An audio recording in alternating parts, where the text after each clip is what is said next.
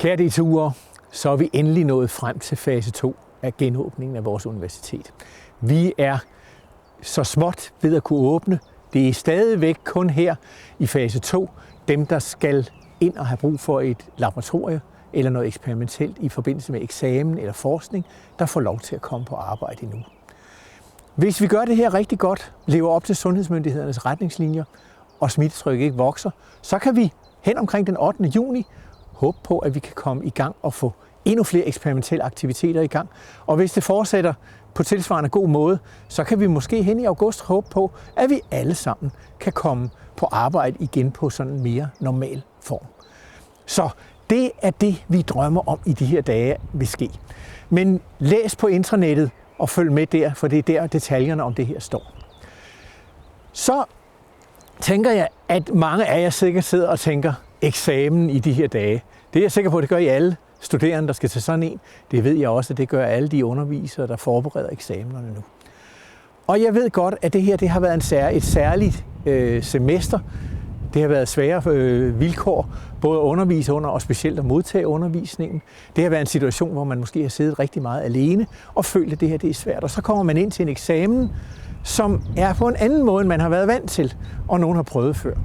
Og det skal I ikke være så urolige for, selvom det er nemmere at sige end at gøre. I skal ikke være urolige, fordi jeres undervisere vil tage højde for den særlige situation, I står i. En anden ting, som man måske, når man sidder, kan få lidt bekymringer i den her sammenhæng, tænker på, det er det her med snyd. Og man hører også mange tale om det i pressen osv. Det betragter vi faktisk ikke som et problem på DTU. For vi har den fordel, at I har alle sammen skrevet under på et æreskodex. Et æreskodex, hvor I har lovet, at I holder ansvarlighed og videnskabelig redelighed højt.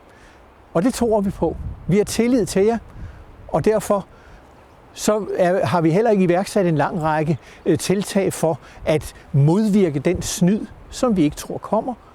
I har heller ikke behøver at bekymre jer om, at nogen skal sidde og tænke, de er nok i gang med at snyde de der studerende, for det tror vi heller ikke. Så den tillid, det er sådan set den, der er så væsentlig, og det er jo den tillid, som samfundet også har i forhold til DTU og skal have i forhold til DTU, i forhold til alt de bidrag, der forskningsmæssigt laves omkring modeller, omkring coronasmitte osv., som vores folk sidder og gør.